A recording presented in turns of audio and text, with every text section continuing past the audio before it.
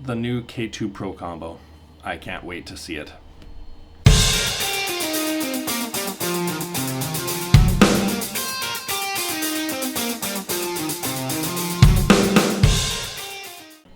Welcome back to the channel. On the box is an unbox guide. I'm gonna speed through it because you guys know what it's like to unbox. Like, I do really think we have too many unboxing videos, so let's see what's inside it. I'm gonna speed up a lot of it, but I'm gonna slow down and show you what you get.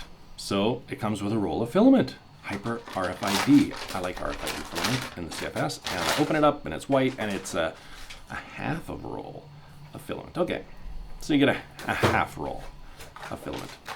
It's better than the little envelope they used to give you. So I never throw out silica gel. I'll keep that.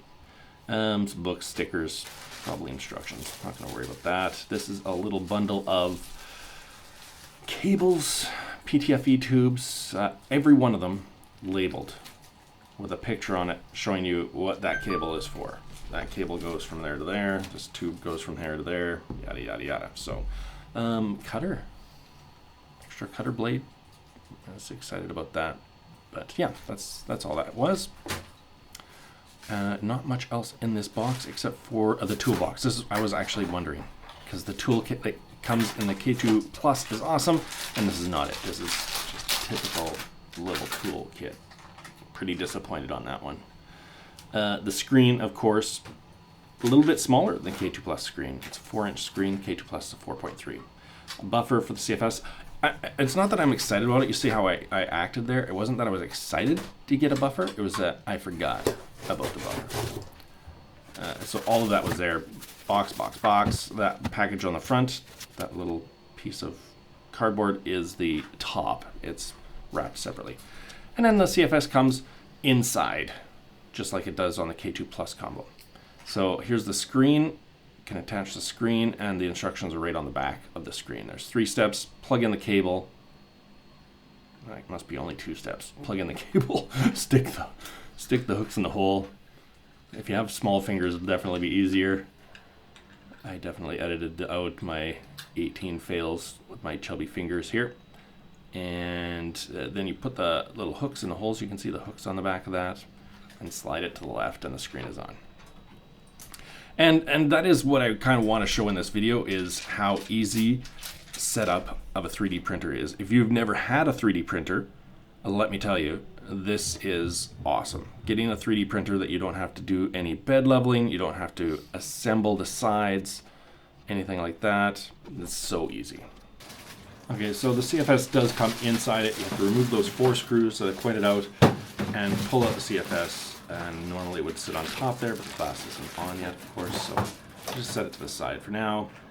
And there's more packing foam in here. And then those 2 brackets on the front that held those 4 screws have to come out.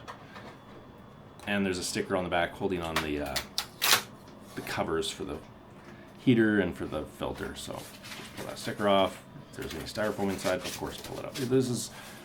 You don't need instructions to do this. I certainly didn't read any. There's 2 screws here to take out this bottom bracket, and the top bracket, the screws are upside down there, in from the bottom, I just discovered, which might be different from the K2 Plus. The K2 Plus is much bigger inside, so the CFS fit easily. This CFS just fit inside here. Okay, now those are out. There's these 4 little braces that are just for shipping. And they're just snapped on there like that. Super easy to take off. The instructions are on there. It says remove it. And they just pull off. And it stops any of these things from bending, the lead screws or the vertical rods. So those will come off. And I was very pleased at this point, as I was looking at them, to discover that they're actually 3D printed. Yeah, I'm just figuring that out right now. That's the top layer, and that looks like a build plate pattern on the bottom, doesn't it? Those are 3D printed. You can see the layer lines. Wonderful. Now, there's just these 4 screws, which got bright yellow arrows pointing at them. I don't use that Allen key that comes with the printer. Come on, you guys. Get a screwdriver. It'll make your life much easier. those 4 screws come out. Now you're done. Now you can turn it on. Literally plug it in, turn it on. That is it. How many minutes are we into this video? 5 minutes? Yeah, I sped up the unscrewing screws part, but this is super easy. If you're new to 3D printing, now the printer is doing its calibrations itself. And I have sped this up. This is at 5 times speed. Now this is regular speed. And you can take that off. You can hear how loud that was taking the foam off, so you can tell how loud the printer is. The printer is very quiet. I have not muted it. And the printer now is going to calibrate everything, auto bed leveling, input shaping, which means it shakes the table to see how much it has to counter that when it's printing. So if it's on a very, very sturdy table, it'll know that. The printers are so smart now. It's just doing it all itself. So we're 6 minutes into this video, and I've pulled it out of the box and got it going. I mean, yes, I sped up stuff, but you can see that it's really just unboxing and then letting the printer go. I'm a fan of 3D printing. I'm not going to apologize for leaving this run, because even while I'm doing the voiceover, I'm enjoying this. I like watching what the printer does. And you might look at the total length of this video and think, oh, well, why is this video so long? Well, I'm going to let you see it go to its first print. And the first print, I do a multi-color, so I go through it to the color change, because I like watching it. So if you want to know what comes with the K2 Pro, that's what comes with it. Oh, I still have to hook up the CFS. Oh yeah, that's right. CFS isn't hooked up yet. I'm doing all the calibrations before. K2 Pro is 300 by 300 by 300 build volume. You can see that on the front of the build plate there. It's the biggest printer I have in my house. I have access at work, of course, to bigger ones, but I do really like this printer. My next video I'm going to make, I will show you some of the things I've already printed with this, because I've had this now for a few weeks, maybe 3 weeks. I've printed in PETG carbon fiber, PLA carbon fiber, ASA. I had a really nice print of ASA, a couple prints with the ASA. ABS I've printed with it already. Heated chamber with ASA. I think the chamber was heated at 50 degrees, the build plate at 90. And the nozzle maybe at 300, something like that. Like those were all temperatures I can't get with my other printers because they don't have a heated chamber. So I found it really does a nice job of those advanced filaments. Okay, I have sped this up now. Obviously it doesn't do bed leveling that quickly. This is 15 times speed, just to show you what it's doing. And here it's checking the bed in, I think, 81 different places. I think it does 9 across and 9 back, which is pretty impressive. If you were doing manual bed leveling, would you check it in 81 places? I wouldn't. If you're just getting into 3D printing now, these printers are amazing. This is also very beginner friendly. Yeah, you can do those advanced filaments. You could do multicolor. So this printer can do everything. Cell check is completed now. That's it. It's ready to go. I got to put the lid on. So that's what was in this little cardboard envelope. Nice glass lid that goes on right there. Oh, I do like doing that, pulling plastic off of stuff. And now the CFS will go on top, which is the most convenient place for it, I think.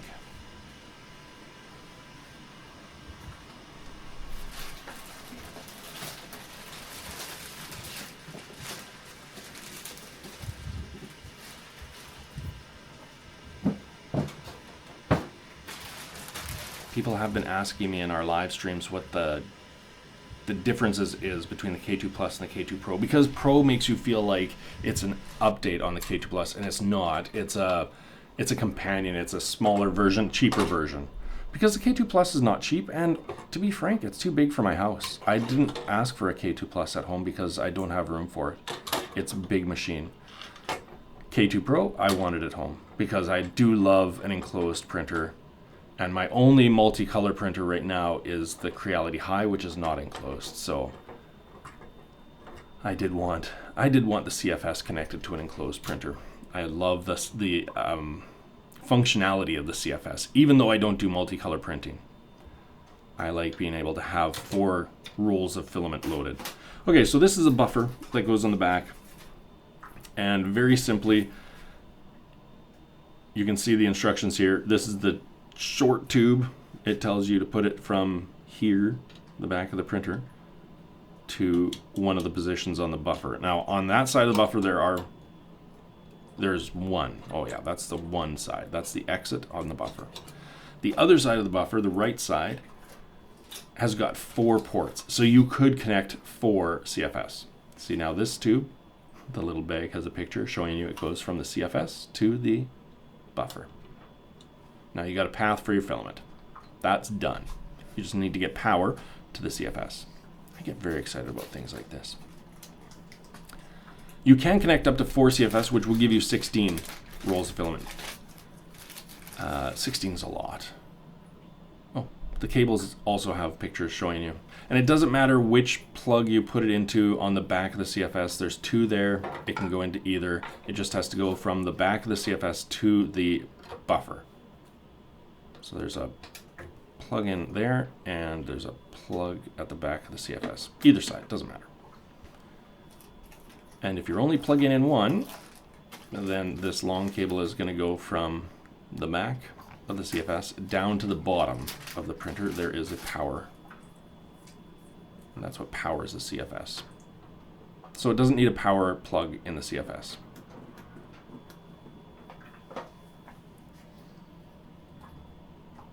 I'll pan down here so you can see the plug-in right there beside the Ethernet port. All right, now you can see the whole back of the printer. The power switch is on the opposite side as it was on the K2 Plus. On the K2 Plus, it was on the right side in that picture. The K2 Pro is on the left. So when you reach around now, you have to reach around on the right side. Now that's my build plate for the Creality High, which is 260. And this is my build plate for everything else in my house, like the K1, K1C. That's 220 by 220 build plate. So you can see K2 Pro has got a nice size, 300 by 300, makes a big difference, especially if you're printing in multicolor. If you're printing a lot of small things in multicolor, you'll waste less filament by using more of the build plate. Printing more of the same thing. Don't just print one small thing, print 12 of them if you can, or 15, or however many you can fit on the build plate. Now, this is RFID filament, and what that means is the printer, well, the CFS in this case, reads the RFID tag, and it tells the printer what color, what type, and how much is on that roll. So this printer already knows that I've got red PLA, a half roll. And you can see it loading. That is how easy it is to load a CFS. A printer with CFS, that's it. The CFS does the work for you, is what I love about it. And because even though I don't do multicolor printing, I change my color a lot. So today I'm printing something in red, tomorrow I'm printing something in white. I don't need to change it because I've got them both preloaded. And if I do need to change it, it's a simple matter of yanking it out and sticking it in the hole like that. Like that could not be easier. Let's take a quick look at the screen. Now that I've got those 2 rolls loaded, you can see I am loading a 3rd roll of blue. I don't think the blue is an RFID. No, it's not. All of the RFID filament is on those clear spools. But you can see the screen already shows my red and white. I have not entered that. It did that itself. So the advantage of using RFID filament is simply that. The printer knows what you've got. It doesn't mean you can't use other filaments. I can use this blue, no problem. And this purple. And you just have to enter it manually. You just tell the printer that it's PLA and it's that color. Now you see that relative humidity on there, that display. That is our atmospheric humidity here. This is new out of the box. I haven't dried anything. That's just how humid it is in my house. Brutal. 28 degrees, 47% humidity. Okay, let's enter this. I've got Creality PLA. No, it's not Hyper PLA. The blue one is CR PLA, and it's blue. And that's that. Done. Okay. Now I hit this one, edit, Creality. What am I trying to get to here? I can't scroll very well. So you can see all the different types of filament there. And is it silk? Is it Ender PLA? This is actually Solene, which is also a hyper or an ultra PLA. So the color choices, there you go. It's pinkish or purple. I don't know what that is. I just chose the color. And that's it. Now the printer knows what 4 colors are, and look at that. There is a 4-color sample print here. I'm going to turn off the calibration because I just did the calibration. Don't need to do it again. And I'm going to let it use those 4 colors. You can change them as you wish. Now let's watch this do its first print. And I'll just stop talking for a bit.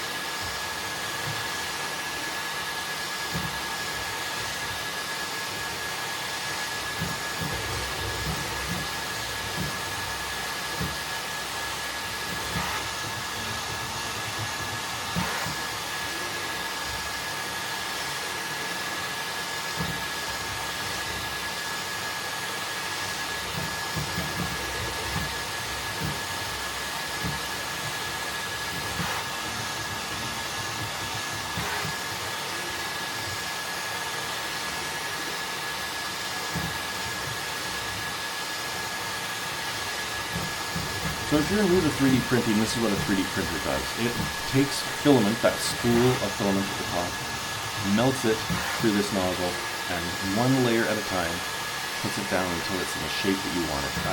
I'm fascinated by it. I still like watching my 3D printers print. And now that little block at the back that it made, that's because it's doing a multicolor print.